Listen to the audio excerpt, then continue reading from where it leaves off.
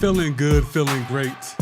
Feeling great, feeling good. How are you? Welcome into Timeline T. I'm your host, D. Sandy, aka Sandy May Jr. We made it to Friday. We began the week crowning an NBA champion. We end the week by MJ cashing out. And maybe one of his biggest stars on his shoe brand potentially being traded. And also, Morant, slap on the wrist? Or is there a way to justify only 25 games? Oh, there's a lot to get into. Let me get adjusted in this chair early. We got some videos on the channel, got some clips up. If you haven't checked it out already, I'm saying the Portland Trail Blazers should trade Dame. I've gotten a lot of negative feedback about that.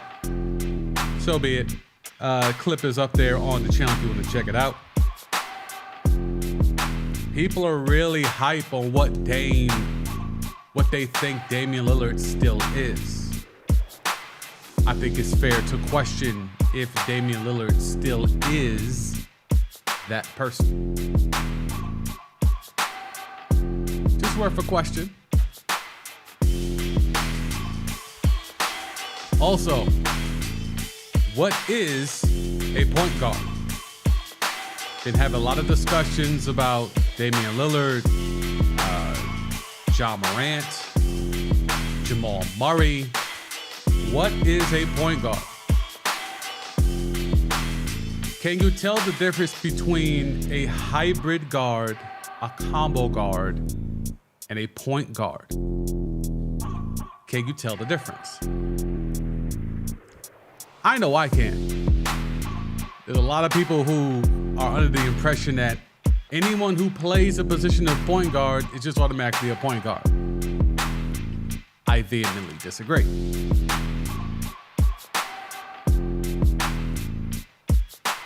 All right, it's a Friday. We know how these streams are usually on Friday. Getting a little bit of a late start, but the biggest story is that, Adam Silver promised we would get the information. He promised we would get the word on Morant after the finals. The finals ended earlier this week. Don't want that in the background. That's not cool. So we got the NBA finals ended earlier in the week.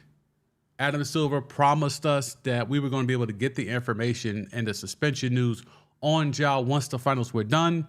And wouldn't you know it, the day after the Denver Nuggets parade, with Michael Malone looking all bit of the Astoria bred man that he is up on the dais with the Cuban link, the Ray-Bans, and the snapback to the side, we finally get the Ja news. 25 games for Morant.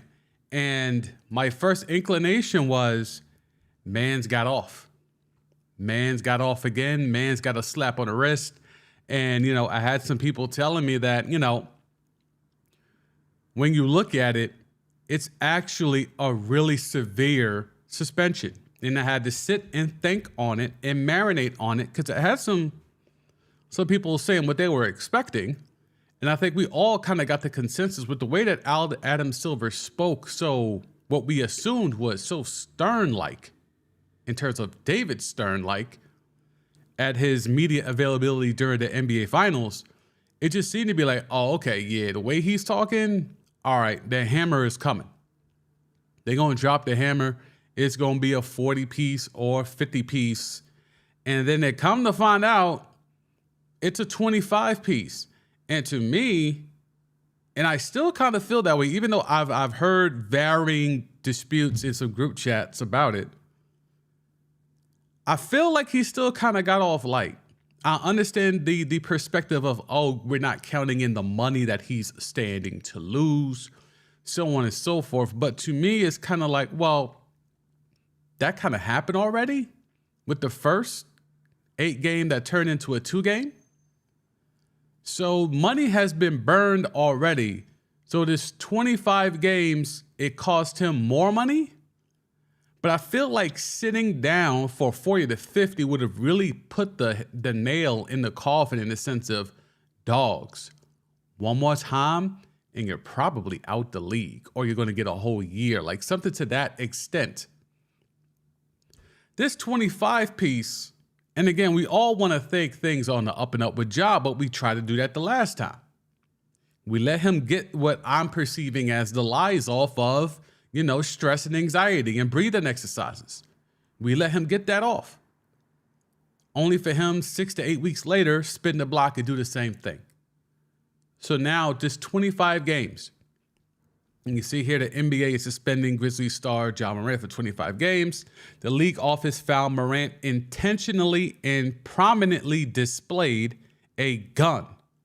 No mention of a toy gun, because remember, Ja's camp was trying to float out here and they were floating it out to only black outlets, by the way, that it was a toy gun. No mention of a toy gun here. Prominently displayed a gun while in a car on May 13th, the second such occurrence over 3 months. And it's a quote from the NBA statement on it. Morant wielded the firearm while knowing that he was being recorded and that the recording was being live streamed. Okay. So you have a lot of stuff there, but we move on. So let's put this into context. What does this 25 game suspension, where does it rank? Well, it's the third most severe. Third most severe of recent memory, but in terms of totality, as you see here, it's tied for the 9th longest ban of a player in league history. But in terms of my lifetime, it's the third. Because we got O.J. Mayo over 2 seasons, 164 games, and then Ron Artest with the Malice in the Palace with 86 games. We move on. In terms of the bread and the financial impact, the 25-game Ja Morant suspension will cost $7.6 million. That is just a shade over $304,000 for every game missed.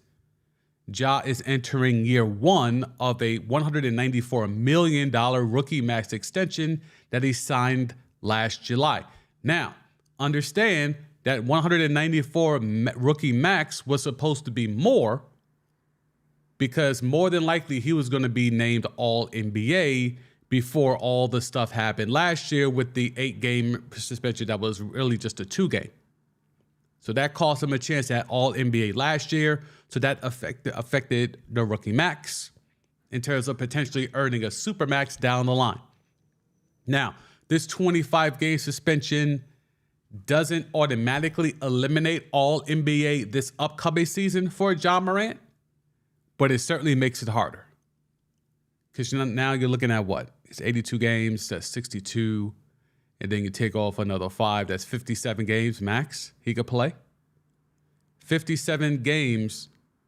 I don't know if he's going to give you all 57 games. It's going to be hard to be that good and not miss any more games to be able to earn all NBA honors in a 57-game season at max.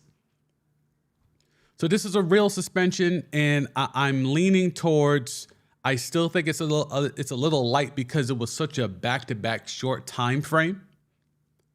But I understand once you're looking at what Ron Artest did, although a lot of people, and justifiably so, are bringing up Miles Bridges in the fact that, he committed allegedly domestic violence and he got 30 games. So if you're going to give Bridges 30 games for what he is accused of doing, then how could you justify giving Ja Morant more than that? So I understand that there's a precedent that was already set in terms of you can't put Ja waving a gun on IG as being a more severe punishment than domestic violence. That's something the league cannot do for more than just PR reasons. So I understand that. However, we have seen other instances where selective discipline and progressive discipline are different. The Bridges incident, to my understanding, was selective discipline. This right here with Ja Morant, because it's the second such offense in such a short amount of time, this is supposed to be progressive discipline. Now, while you could say, well, Sam, he got, he got what, 8 games, and now he's got 25. So that's, more than triple what he got the last time. Right. But that 8 games was only really 2 games. In the end, the NBPA has already said that they're going to appeal. So this 25 could be lessened. It's not guaranteed, but that's what it could be if the NBPA has its way. All right. So we have the Ja Morant statement. I'm not going to get into too much of it. I think the most important part is this first paragraph is all fluff, so I won't get into that. I think it's more so this middle paragraph, and this one does not appear to be written by ChatGPT like it was alleged that the first one was. But it has, I'm spending the off season and my suspension continuing to work on my own mental health and decision making. I'm also going to be training so that I'm ready to go when I can be back on the court. I know my teammates are going to hold it down, and I'm so sorry I won't be out there with you at the beginning of the season. So, again, this is just word salad until proven otherwise, right? And it's sad that it's come to that, but that's all we can really do at this point, is that Ja said similar things. He had press conferences. He did sit-down interviews, and we all gave him grace.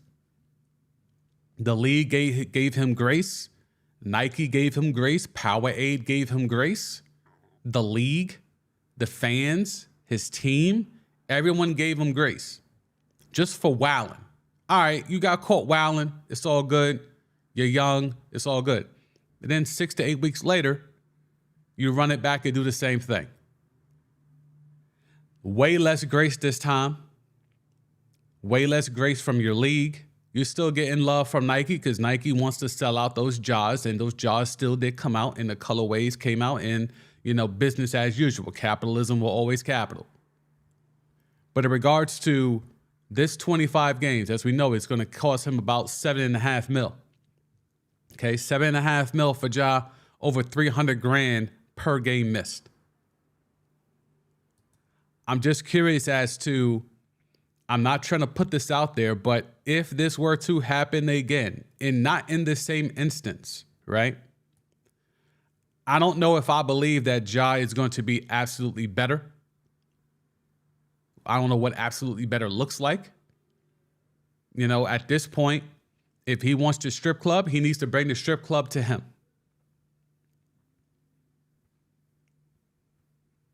I think he should never be on IG Live again. Like, I don't think he should not be silly enough to be on, IG Live in any type of candid moment ever again. The only time you're going to see me is when I'm at work. That's the type of time I would be on Ja. I know it sucks. I know you feel like your rights are being dictated to, but guess what? You put yourself in that position. And while I think, a lot of us want to see Ja win and want to see Ja cook because of the energy that he brings, the swag that he brings, and the way that Memphis as a city and as a market has embraced him, and not just him, but his whole entire family, his camp. He's the breadwinner. And if he really wants to work on his mental health, and, I want to believe that he's actually trying to do that. But if he really wants to work on that mental health and his decision making, then some of the other stuff can't be happening either. Where he's got, the issue with the 17-year-old, the multiple pull-ups, whether it's to a mall to press a Finish Line store employee or to a high school to check someone who was, calling his sister a bitch. You can't be everybody's Superman. You can't roll up 9 deep like you're the Avengers anytime someone does anything to your family. Now, again, none of this stuff that he's being banged for, pause, is in regards to any of that. So all of that stuff is kind of poo-pooed. The incident with the Pacers, which the league investigated, it could not corroborate in totality. Then we have the multiple incidents that were reported within the area of Memphis. 3 to my count. And we know how that goes. There's probably more that went unreported. None of that is what he's being held to task for. It's literally just waving a gun on IG, not once, but twice. So I understand why he might want to continue to work with his mental health to stop waving guns on IG, but what about everything else? Is there going to be any type of accountability for the other things? And some of that stuff could be he said, she said, he said, he said. But ultimately, police reports were filed. Investigations have been ongoing. So these are not just fabrications. These are real incidents that happened. And depending on who you believe, either Ja be running these streets, running 9 deep, pressing anyone who dares to do anything that could be perceived as a slight to his family, including 17-year-olds who just be hooping in his backyard at his own invitation, or he's a target in Memphis. And everyone knows how he and his people get down. So let's do anything to agitate Ja's peoples because we know Ja and them gonna ride. And then once Ja and them gonna ride, you fill out a police report. Maybe you get some bread on the low. Maybe someone drops off a brown paper bag and you go about your own way. Either one of those stories or either one of those ways of life are not conducive to being a NBA superstar. Ja's going to have to take the time to figure out which one is more valuable to him. And it's also just your life in general. Because if you're out here waving guns, people will press you. If you are on that type of time where you let the world know everywhere I go, I got it on me, some people take that as a challenge. And they will run up on you to see what you gonna do when you got it on them. Because I'm gonna have 2 or 3 on me. So what you gonna do? Like that's a real thing. And for someone that's so many M's up, 200 M's up, just off the NBA salary, not including, Nike and Powerade, why would you be letting people know I got it on me? Weirdo energy, man. Weirdo energy. So the Ja thing, I'm not going to go too wrapped up about it. I know some people are up in arms. Some people feel it's too much. Some people feel it's too little. To me, I think, my initial thoughts were he got off light.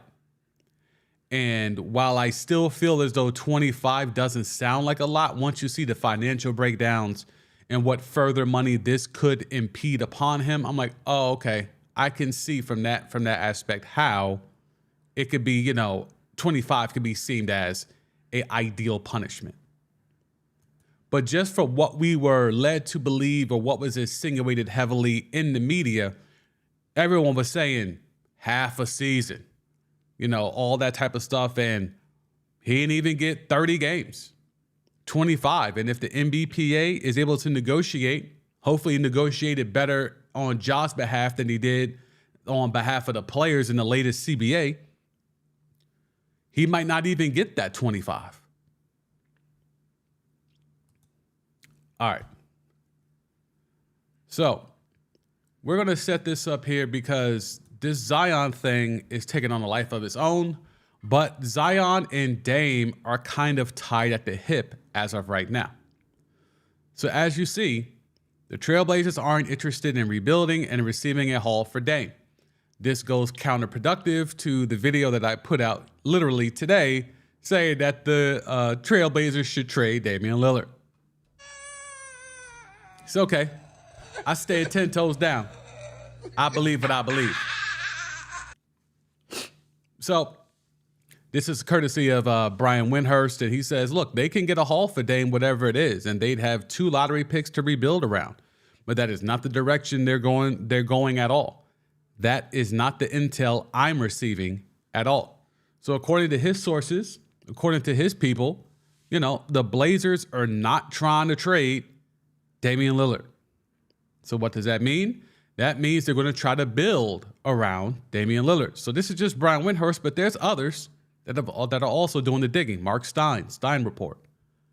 The Blazers still hope to trade the number 3 pick and Anthony Simons to help build a contender around Damian Lillard.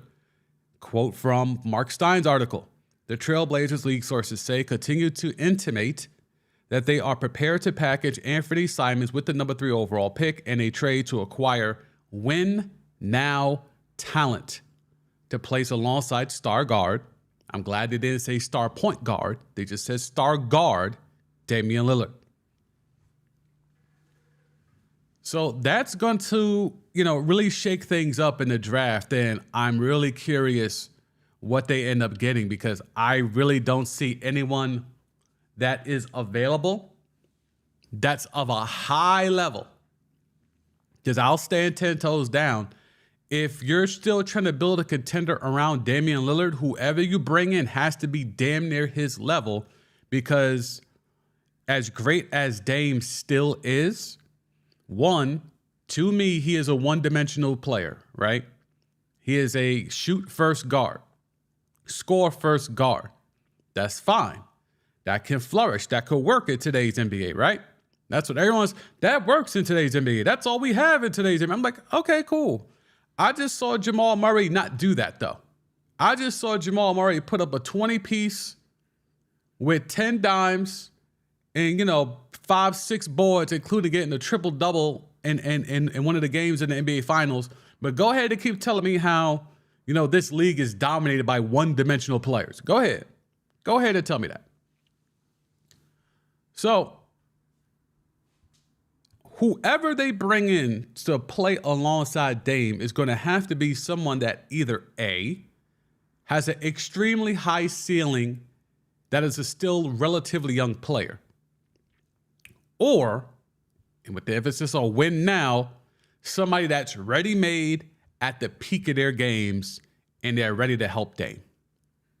The problem is the people that we have talked about on this stream, whether it's, Bradley Beal, is Bradley Beal enough to pair with Damian Lillard to really win now?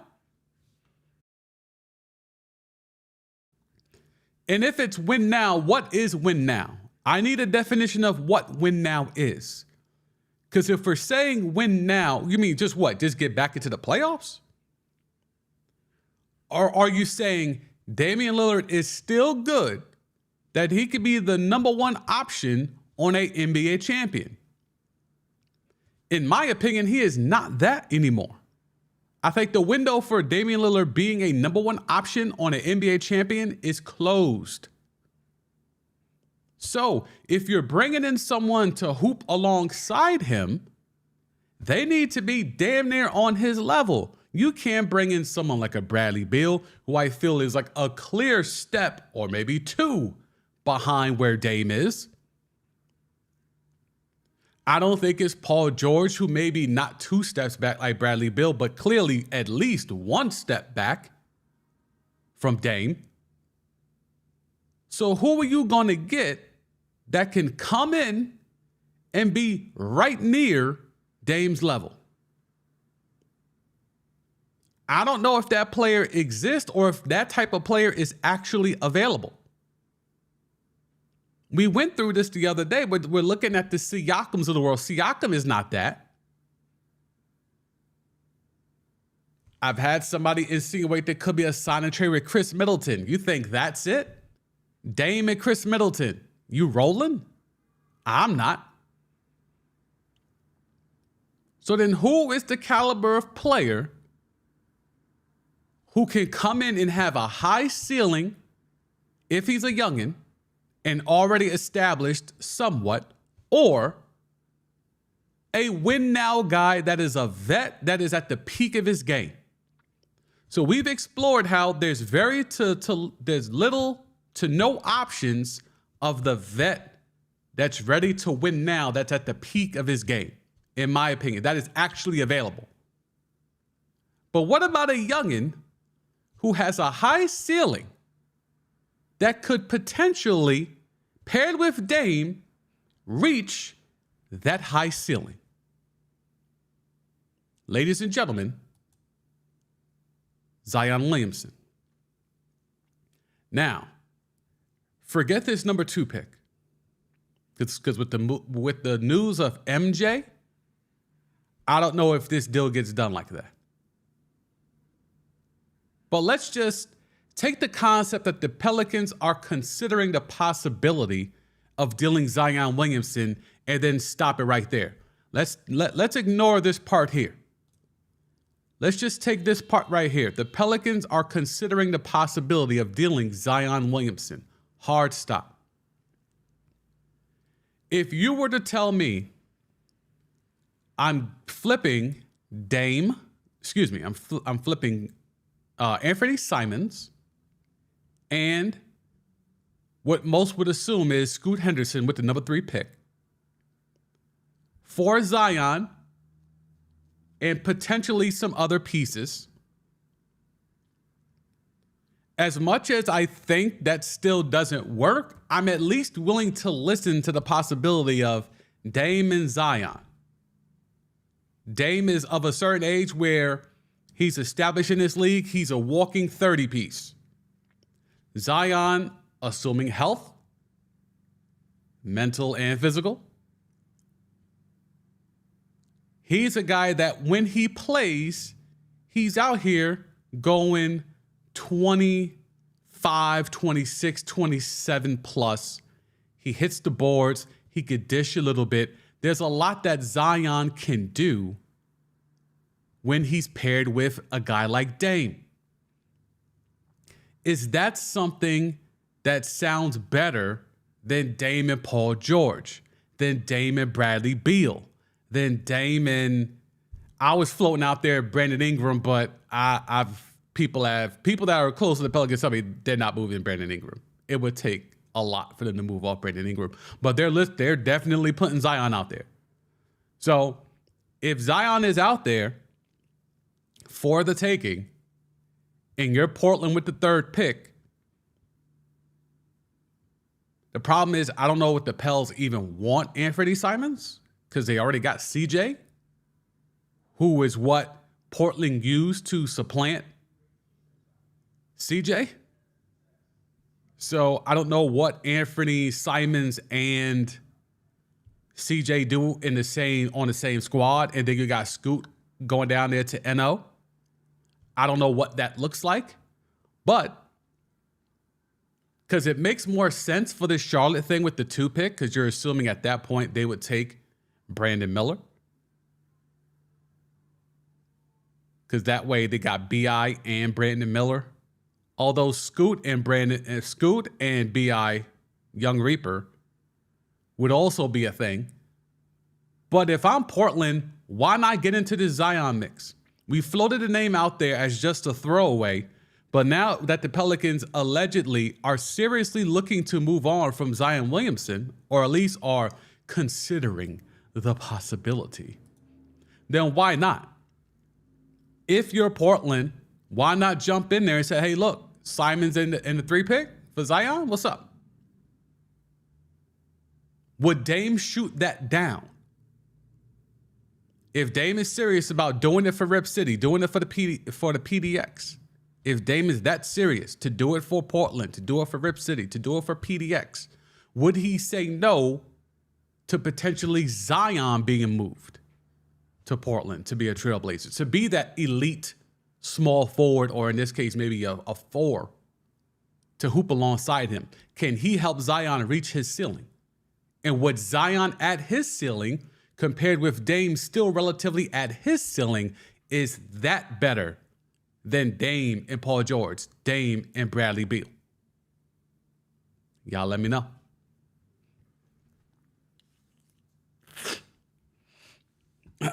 Dre is in the house. Was good, Dre. Toronto Raptors want to move up to the top 3 in the draft. Yeah, I just don't know why would any of them take Siakam though.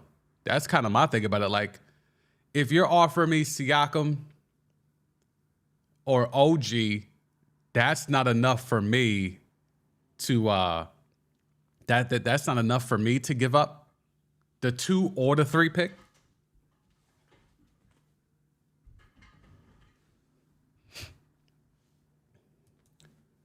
Dre Woj said that both Brandon Ingram and Zion on the table. Yeah, he could say that.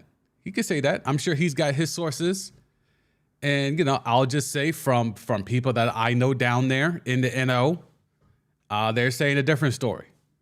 But again, we always have to take media reports differently, right? Like, I'm not saying Brandon Ingram, a.k.a. Young Reaper, is not on the table. I just think the Pelicans are more than willing to deal Zion for a top 3 pick than Brandon Ingram. If they feel the return would be good enough, sure, Brandon Ingram could be in a deal. But I think their preference is clearly to move Zion before having to move Brandon Ingram.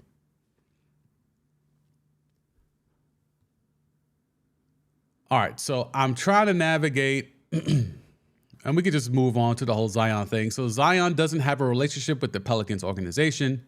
According to Brian Windhurst, there is no relationship between Zion and the organization, and minimal relationship between Zion and his teammates, from what I understand. Now, this is the worst kept secret.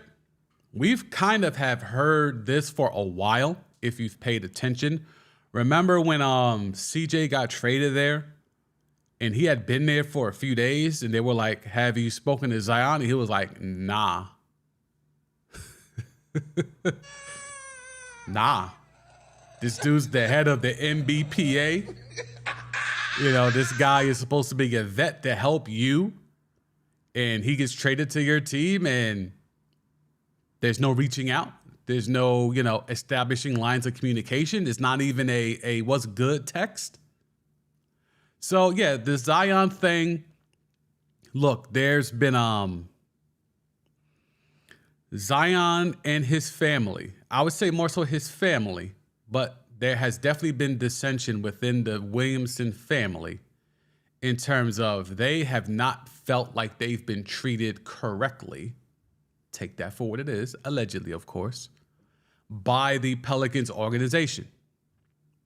Now, we all know if Zion had his choice, he would have never been in NO in the first place. But the league rigged what they needed to rig to get the Pelicans to get the number 1 pick, and therefore the opportunity to select Zion Williamson, right? Now, the funny thing is that normally that type of stuff is normally organization versus player. It's rarely teammates as well versus player. So, what is Zion doing or not doing that has his teammates aligning with the organization in terms of just not rocking with dude? Now, clearly from I don't want to call it a scandal, but from what got unearthed after the gender reveal, he certainly needs an OG. Right? He's lacking an OG, and, no matter what his stepfather tried to clean up in that little press conference, he tried to preach a sermon, say, don't believe everything you read, when we're reading your stepson offering money to women to shut up about what they're doing in their private affairs. Like, there's no, don't believe everything you read, like, there's screenshots, bro. But I get it. You try to take a bullet for your stepson. The problem is that there's dudes in that locker room who could have been teaching Zion the way, but for whatever reason, there's no relationship there. Now, that could be partly on his teammates, but it also could be largely on Zion. And from everything that I've been told and everything that we're seeing here, it seems as though there is minimal relationship between Zion and his teammates. So again, dudes just don't like how Zion moves. It is what it is. You're not supposed to, you're not destined to like every single person you work with, right? However, when you're supposed to be the guy, when you're supposed to be the man, and don't nobody like you, and don't nobody even want to rock with you, like, you could work. I've worked next to people that I have not liked.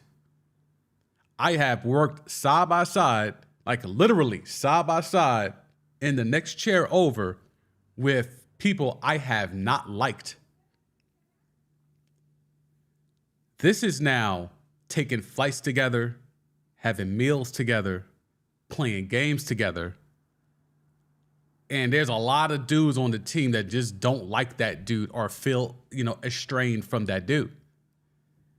That's very stressful on a team when there's 15, 17 dudes on a roster that are continuously around each other all the time.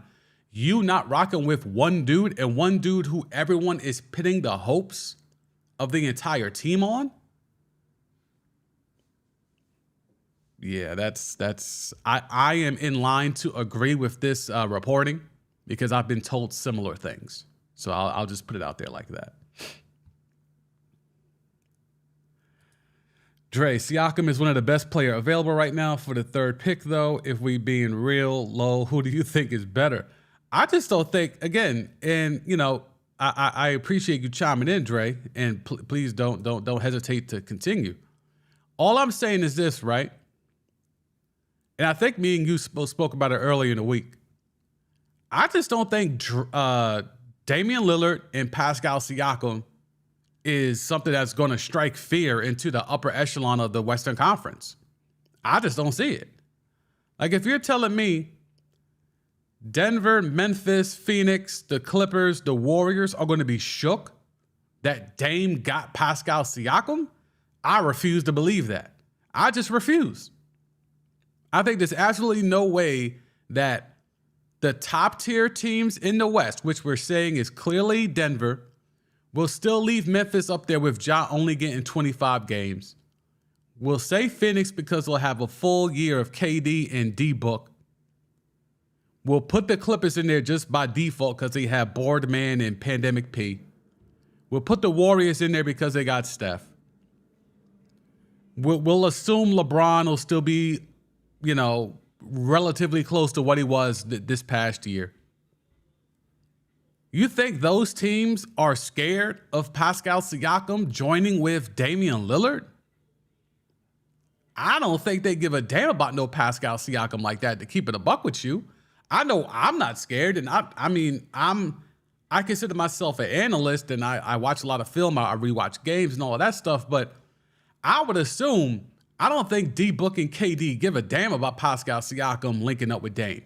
I don't think the Nuggets, Jokic is probably halfway back to Serbia now that he's out in Vegas turning up. He's probably finally on his way to Serbia. You think he cares that Pascal Siakam might be linking with Damian Lillard? I don't think the upper echelon teams in the West are scared of that. And that's why if you're Portland, you have to realize that too. You can't just make a trade. And that's been my whole reasoning. If you don't want to take Scoot and you want to give Dame some help, okay. But if you're telling me the best I could do is a Siakam or Bradley Beal, that ain't it to me in the West. That's not scaring nobody.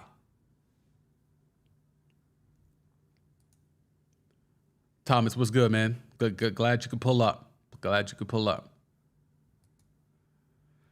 Dre, CJ is a fake vet.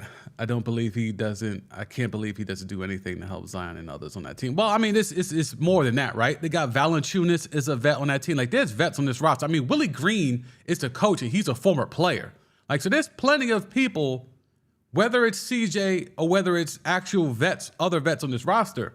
Valanciunas is a 10-year vet. Garrett Temple is a 12-year vet. Like, there's guys here. Larry Nance Jr. has been around. Like, there's guys on this roster. Jay Rich got traded there in season, right? Jay Rich got traded there in season. Like, your coach is a former player.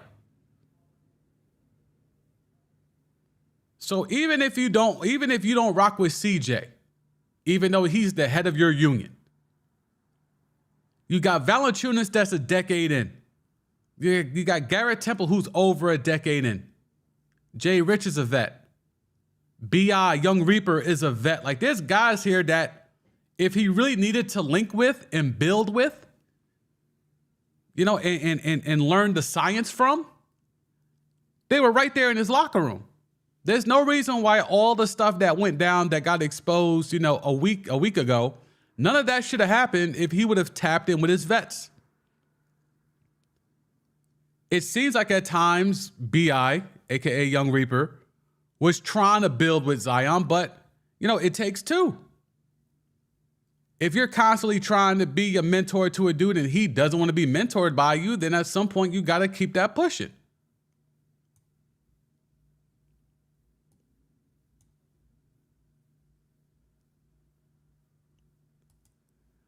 Thomas, he needs a OG and John need one too. Yeah, I think all young players in this league, but for sure with what these two have gotten into, they certainly need OGs, but I think that should be imperative to every, rookie that comes into this league. And that's usually how that goes. Normally you're assigned a rook. And Zion's been there a few years now. I'm just wondering who was the vet that he had.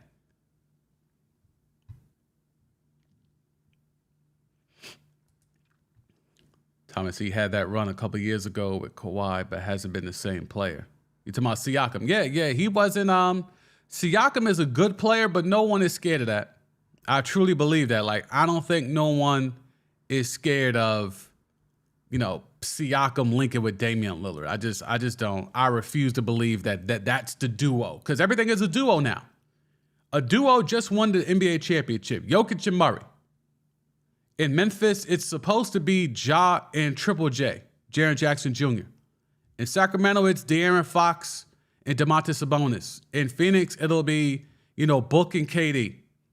Clippers got Kawhi and Pandemic P. The Warriors out here, I don't know who their second guy is, but just Steph. I guess you could still say the Splash Brothers, but not really. Lakers is Bron and AD. Minnesota is, for right now anyway, it's Cat and Ant-Man. So you see all these duos that are dominating the conference. Dallas is trying to figure out if it's going to be, Kyrie and Luka. The Pels, they were assuming it was going to be, Brandon Ingram and Zion Williamson.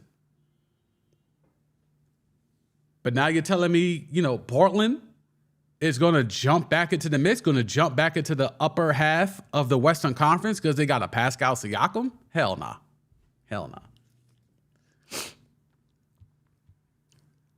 All right, Dre. Teams need vets like UD and Miami who are tough vets that are influential. Yeah, they just need, look, I think UD is like a top tier elite, vet. Like, I think he's like the definition of vet, right? But it's not, I don't even think you need, I think you can't learn nothing from Valanciunas. Like, your coach is Willie Green. Willie Green played how many years in the league? At least a decade, right? Where's his player page? More Green pages. Come on, man. Come on. He played with AI. Yeah, 11-year career, bro. 11-year career. Your coach played 11 years in the league. He was there with AI. Enough said. If you ever want to learn of how it is to be an NBA superstar and just how to, I'm sure Willie Green learned a lot being in and around AI for the early part of his career while in Philly. Your coach is literally an NBA vet.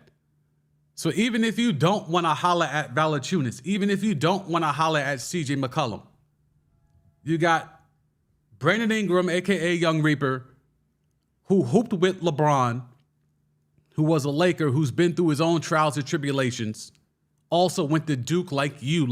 That should have been a built-in support system. Y'all both Dukies.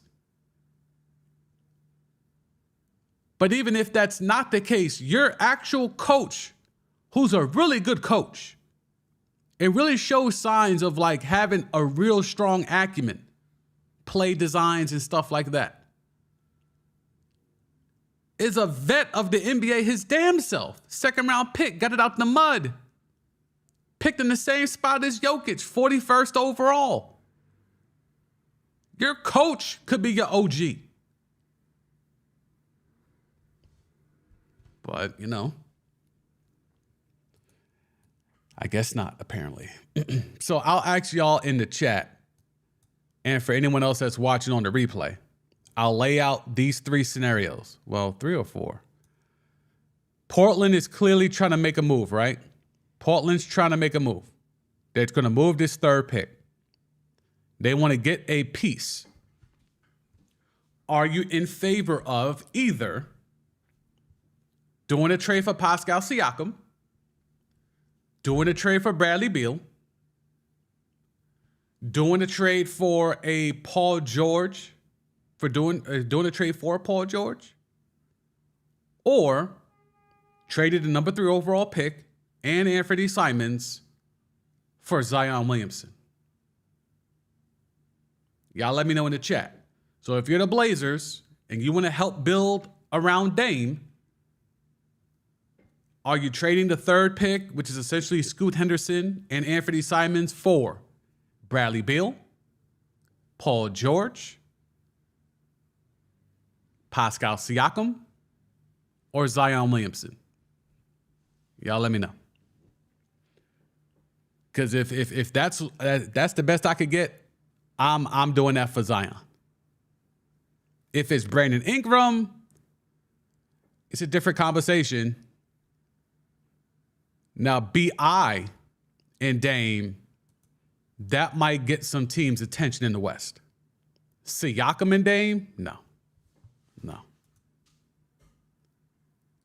All right, let's see if there's anything new on that story. Lake Show. The Lakers have internally discussed the possibility of landing Trae Young or Damian Lillard. Let's all laugh together because we know the Lakers can damn sure not get no Damian Lillard. Who are they going to give up? LeBron? Who are they going to give up for the number 3 pick? Like, who are they? Who's the wing player? What, Rui? Like, this is where it gets ridiculous to me. This is where I pull out the fake news card, because to me, this is not really a report, right? The Lakers have internally discussed. Like, all that means is, the Lakers are trying to see if they could find a way of getting Trae Young or Damian Lillard. That's not really news. But it's the way that you phrase it. It makes it seem like it's bigger than what it really is. Because this doesn't mean that they've even called Portland or Atlanta. It just means that, the brain trust, which we're assuming LeBron is a part of, and Rich Paul, have discussed the possibility of landing Trae Young or Damian Lillard. Like, come on, dogs. Like, there's no way. Now, they could get Trae Young probably. They could probably get Trae Young. But Dame? After what we just laid out, the Blazers are going to trade Scoot and Anthony Simons for Rui? Austin Reeves? Like, who are we? What? If it ain't Bron or AD, who were you getting back to help Dame from the Lakers? Like, come on, dogs. Unless you go get a third team involved, or maybe you do a sign and trade with one of the free agents this offseason. Like, come on, dogs. But Trae Young, he already got their point guard in DeJounte Murray. So I could see a scenario where you might be able to let go of some lesser pieces in theory to go get a Trae Young if you leverage some picks. They only got the 1 pick left, but it's definitely no way they're getting Dame. I think Trae Young is a remote possibility, but I don't see any way unless it's a 3 or 4 teamer where some pieces that aren't on the Lakers get moved to Portland on behalf of the Lakers. Like, that's the only way I see that happening. Scrub Zero in the house. What's good, Scrub Zero? The LA Fakers. Dog, every summer. Every summer it's the same 3 teams. It's the Knicks, it's the Lakers, and it's the Heat. Every single summer it's the same 3 teams. This team is trying to do this. Oh, this player would love to go to Miami, would love to go to New York. It would love to go to LA. Like, no shit. You're telling me young guys in their 20s that make a lot of money are interested in playing in LA, New York, or Miami? Big fucking shock, bro. Big fucking shock. Like, oh, wow. It's crazy how every year we hear about that. It's almost like it's a thing for every single person that even doesn't make millions of dollars. Like, I I don't get it. I don't get it. Come on, man. Come on, man. All right, Thomas. Lakers ain't no way they getting Dame. Yeah, that's facts, bro. Like I don't understand why they lying. I don't know why they lying. Script Zero, if Portland is going to keep Dame, they need to get Zion or Ingram. None of the other options are even a viable option for a top 5 spot. And let's be clear, right? Let's even give them Zion. Let's look at this top 5. Let me zoom in a little bit so we can get this to West. No, that may be too much. All right, let's see. Do I need to move myself? I'll move myself for this little piece. I'll be over here. Doing this through the power of Ecamm Live. If you want to get a free trial of Ecamm Live, link is in the description. All right, so let's say now let's zoom in. That look crazy or nah? All right, let's go this way, right? All right. All right, that's good enough. Okay, let's do the telestrator. We'll do red color and arrow. I bet. So Denver's still top 5, right? We would say Phoenix is top 5. With Ja only getting 25 games, I'm going to tentatively say Memphis is still top 5. That's 3 teams already. Now, it depends on if we still want to light the beam next year. I don't know if I'm lighting the beam next year for top 5. Are we saying Steph, a healthy Clay, if they run it back one more again like he wants them to, as they hire Mike Dunleavy Jr. to be their GM to replace Bob Myers, is that enough to get them top 5? Let's go ahead and just put that there. So boom, boom, boom, boom. Now you're looking at the Clippers, the Lakers, and then Portland, who I can't even get on the screen because they're down so low. Portland, 3 people for that 5th spot. So it's not even guaranteed that if they traded for Zion or even Brandon Ingram, that they would even be top 5 in the West. And that's why I'm seriously wondering, why is Portland so dead set on trying to build around Dame?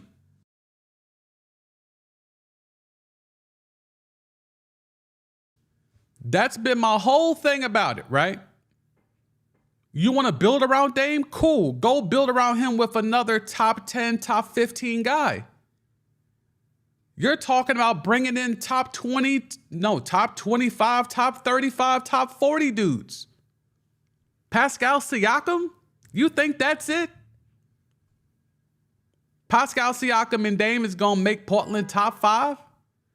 Shit, you must think Chauncey Billups is like Ty Lue when it comes to coaching. Like, it's going to take an extremely high level coaching performance from Chauncey Billups if the year 1-2, while everyone else is out here with Murray and Jokic, Ja and Triple J, KD and Book, Kawhi and PG, Splash Brothers, Bron and AD, Kyrie and Luka, and you running out here with Dame and Siakam?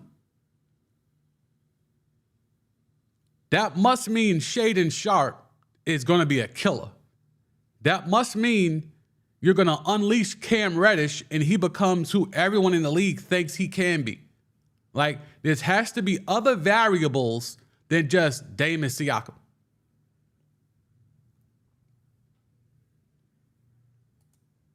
Thomas, Portland should have been built around Dame years ago. Well, I think they have. I think the problem is the squads that they have just haven't been good enough. The squads that they built or that they tried to build around Dame just weren't good enough. Like they brought in Melo.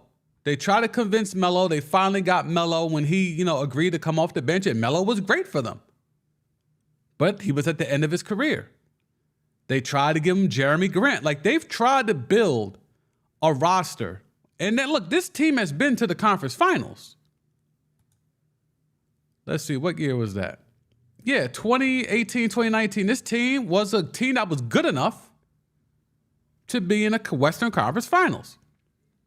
And then they got swept and they got smoked by the Warriors. I think that was the KD Warriors, right?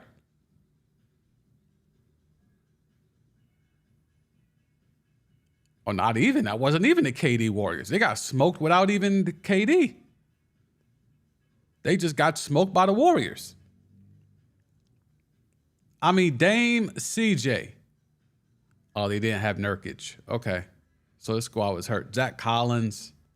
Yeah, it's a miracle they got to the conference finals, to keep it a buck with you. Rodney Hood. Yeah, this squad was trash. It's a miracle they got. How the hell did Portland even get to the conference finals? Let's see how they even got there. I thought Nurkic was playing. They beat OKC. Was that Russie by himself year? Now that was Russie and Paul George, so they got them up out of there. They got more names. Jeremy Grant. Yeah, they had more names on that squad. Okay, so they got them up out of there in 5. They beat the Nuggets. Jokic and Murray, they beat them very young in their careers and win 7 games.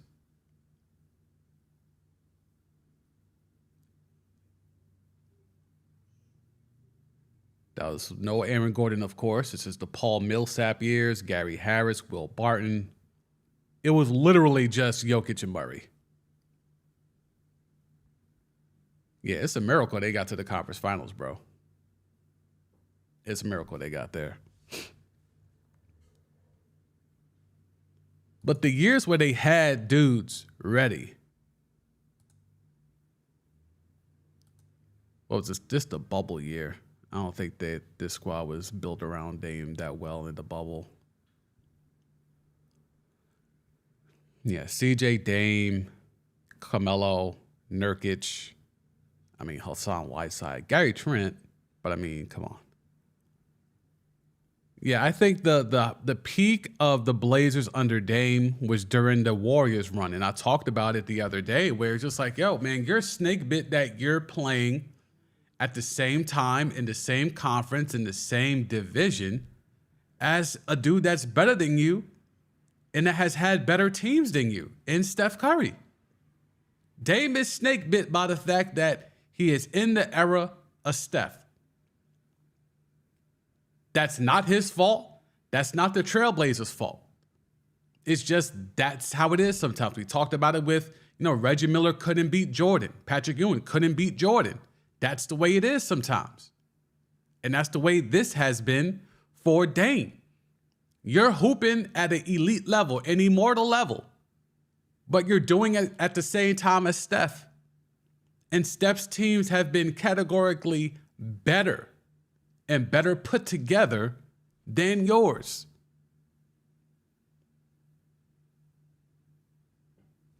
Sorry, bruh.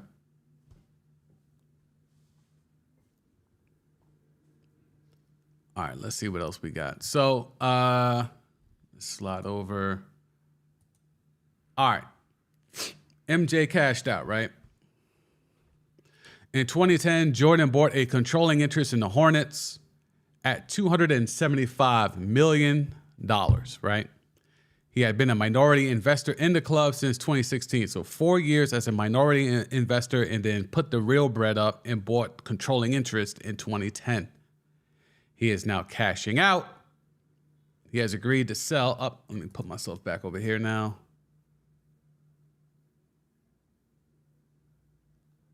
There we go. He has agreed to sell his majority ownership stake in the Charlotte Hornets to a team led by these dudes who I don't know for roughly $3 billion. So he's cashing out. They're valued at 1.7.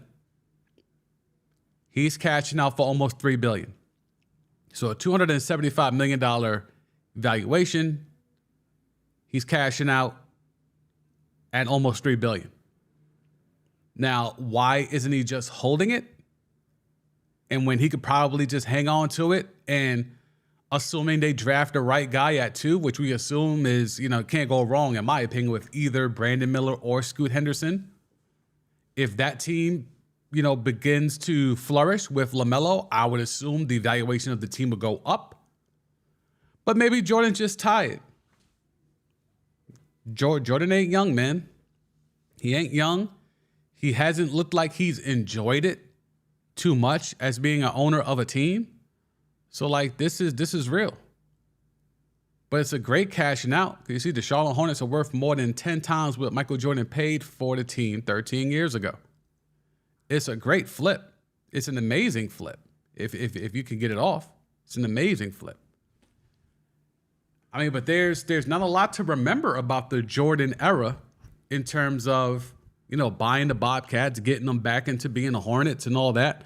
But I guess the only moment is him slapping the shit out of Malik Monk on the bench. That's the only thing. That's the most memorable moment of Jordan's tenure. Being down there on the bench and Malik Monk getting the team a technical foul late in the fourth quarter and Jordan slapping the shit out of him in the back of his head as the owner of the team. To me, that's the lasting memory of Michael Jordan as owner of the once Bobcats and now Hornets. I don't know why he's selling.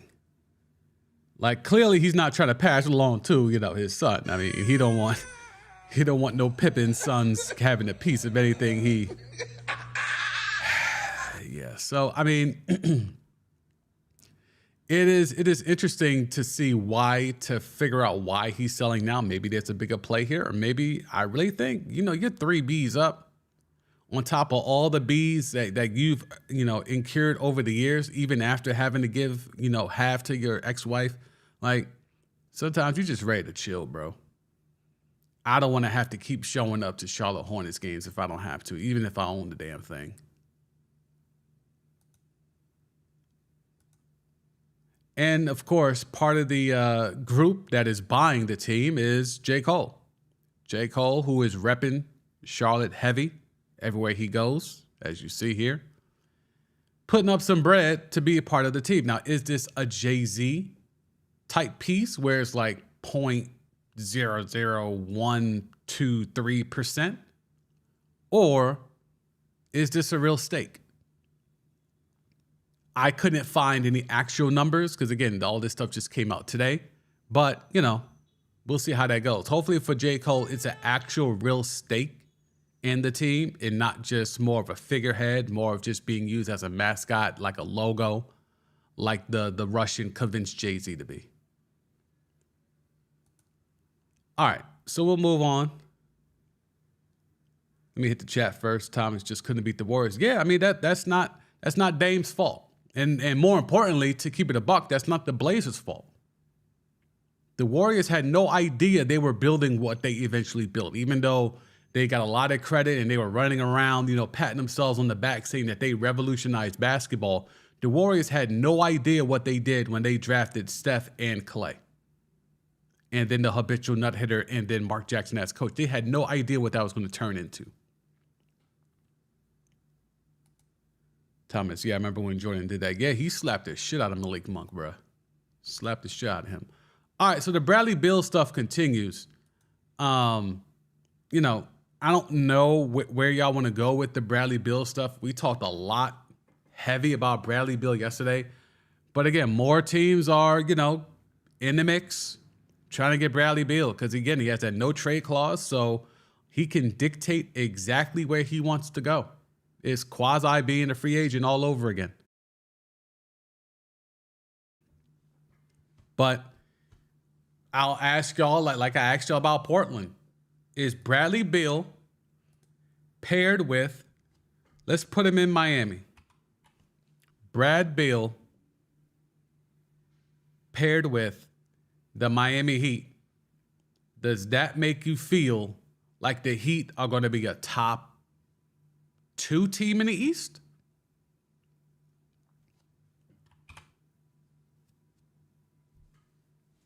We take Brad Beal, who will be what option? He would have to be a second option, right? Because Bam slides to the third option. Is Jimmy? See, that's a weird fit. How do you make that work offensively? Because much like Jokic with the Nuggets, Miami does a lot of stuff with Bam orchestrating the offense at the top of the key. So let's see if we can get a shot chart just to kind of use as a barometer here. Miami pages shooting. Ooh, there's no shooting. Splits. Is it under splits?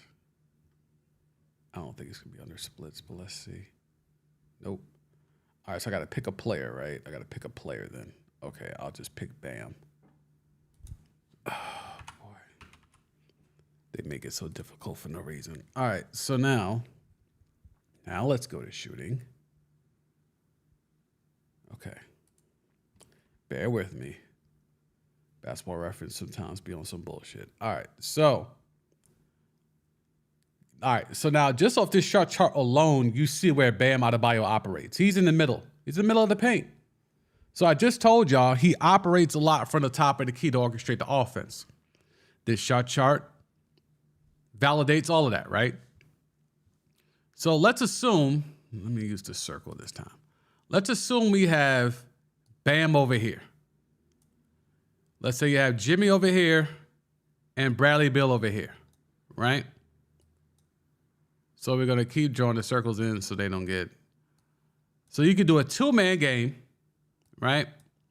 Two-man game on either side of the court, right? Two-man game, either side of the court. You can make it happen that way, right? So you could have, and I will switch to the arrow because that's getting annoying. Bam's up here, right? You could do a two-man game with Jimmy. He sets a screen. Or you could do a two-man game with Beal. Or you could stagger the screens and have them both set screens. And if teams switch, now Bam is the primary ball handler. You can essentially run some Nugget shit if you have a shooter. The problem with the Heat is they got Jimmy. Jimmy's not known as a shooter. Even, he had a great run in this past playoff run until, the clock struck midnight and Cinderella's slipper fell off his shoe. Fell off his foot. So I think if they can get Beal and Jimmy, you could do a lot of Nugget stuff here where you have Bam at the top operating, and then you have Beal and Jimmy converging to set screens, or you could stagger both on the same side and then have Bam come this way. Okay? And now Bam could be over here, and now you have switches on two guys that can go ISO ball. So you would assume you have two mismatches. After the screen is set, you have two mismatches now over here on two guys that could be ISO. And then if not, you still got Bam who can handle the rock over here. So he could drive, he could pull up for the elbow. We see he likes a little baseline Jimmy here, or he could penetrate and get to the rim. So I like Beal with Miami. I don't know how much better they would be per se, but I see the vision. I see the science. Now, Milwaukee and Beal, that to me is something where if Chris Middleton leaves, they're going to bring in Bradley Beal. That's how I interpret that. I don't see a scenario where the Bucks have, the Nigerian freak Giannis Antetokounmpo, Drew Holiday, Chris Middleton, and Bradley Beal. I just don't see that type of scenario. But y'all let me know, is Bradley Beal worth all this, bro? Real talk. Is Bradley Beal worth all this? Because I'm kind of trending towards the nah.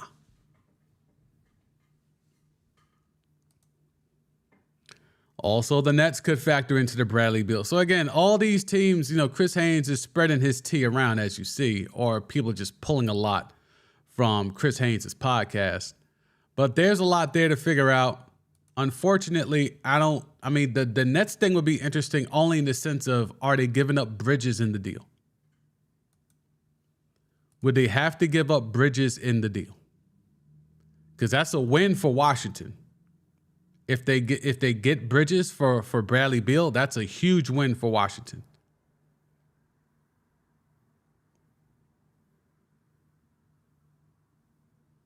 Porzingis is a free agent. Like this roster is going to be like made over.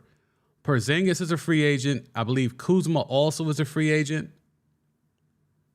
Like there's some key pieces here that like this roster could be upheaved very quickly. And it might be time for Brad Beal to skate. The problem is he's got that no trade clause and a big old contract to go with it. So you got to really want Brad Beal. And you might even have to try to convince your owner to jump into the luxury tax. And how many owners are actually willing to jump into the luxury tax? All right. We off that. This was an interesting football story as we slide over to the NFL a little bit before I bid y'all adieu and we go off into a Juneteenth weekend. Aaron Rodgers refused to trade to the Patriots this offseason. The report says the Patriots made the offer to the Packers for Aaron Rodgers, but his agent rejected it. So that second line is important to me because that means that the deal must have been quasi good enough to the Packers' point of view for them to then approach Rodgers' agent about it. I just can't see Aaron Rodgers playing for Bill Belichick. But that would have been interesting to see how that would have played out. Because I think that's I wonder what the offer was. Because to me, that this means that the Packers went to Aaron Rodgers. People say, hey, this deal is on the table and we ain't that mad at it. We could work off of this and start negotiating if you're willing to, actually accept the trade to the Patriots. And lastly, we had this story a couple days ago where Jamar Chase was asked who's the best QB in the league, and he said Joe Burrow. And even after he was told that Joe Burrow said Pat Mahomes is the best QB in the league, Jamar Chase said Pat who? Well, it's the internet, it's the timeline. Mahomes heard Jamar Chase. Because Mahomes, after securing his second ring and picking up his ring, replied, that's who, as he's rocking both rings. Flex is heavy. Flex is heavy. All right. Let's see if we're missing anything. Nope, 6 hours ago, Kareem Hunt and the Commanders, they're having conversations. I think this Chase Claypool thing is a little bit of a smokescreen. I'm not going to go too crazy about it yet. I'm not going to validate it yet. Chase Claypool is still a very young player in this league. I'm not going to go too crazy. But the Bears did give up a second-round pick for him. He's viewed as a guy that's supposed to be a piece for Justin Fields to go alongside DJ Moore and Darnell Mooney when he comes back. He's supposed to be a piece. The Bears think they have 3 receivers once Mooney comes back. They think they got 3 wide receivers for Justin Fields at their apex. But if Claypool is not living up to what he's supposed to be, that's a huge L for the Bears, especially giving up a second-round pick in a draft that was heavy with receivers like this past draft. All right. So we'll move on from that. Let's see if there's anything else NBA-wise. If not, we're going to start the weekend. More T. Where's Dre still in here? Your man's Siakam is on the radar for the Hawks. Ill. Imagine that trade. Trae Young to the Hawks for Siakam. Ugh. The Warriors are receiving calls on Jordan Poole. Again, that doesn't mean anything. Fake news. Lots of fake news. All right. I'm going to leave y'all on that. Y'all go ahead and have a happy Juneteenth. I will holler at y'all next week. I'll do a stream Monday. Tuesday, I will not be able to do a stream. I'll confirm with y'all on the community tab. So if there'll be any changes to the schedule, just lock into the community tab. And then we're going to do a live stream of the first round of the NBA draft. So tap in on that. That'll be Thursday. So Thursday, actually, no, Wednesday won't be the stream. Yes, Wednesday, no stream. Wednesday, no stream. Wednesday, no stream. And then Thursday, we'll be here for the first round of the NBA draft. If there's anything crazy, maybe a late Wednesday stream. I got some important stuff going on Wednesday. Maybe I'll have some time at night if there's a lot of stuff going on. I might pull up. So just make sure you subscribe and check the community page. I'll leave any updates there if I have to cancel a stream or anything like that. So y'all have a great weekend. Tap in on the channel. Got some clips that'll be dropping. Got some clips that dropped today as well. So just stay tapped in. Hit the bell for the notifications so you know when I'm dropping something. And y'all have a good weekend, and I'll holler at y'all next week. Peace.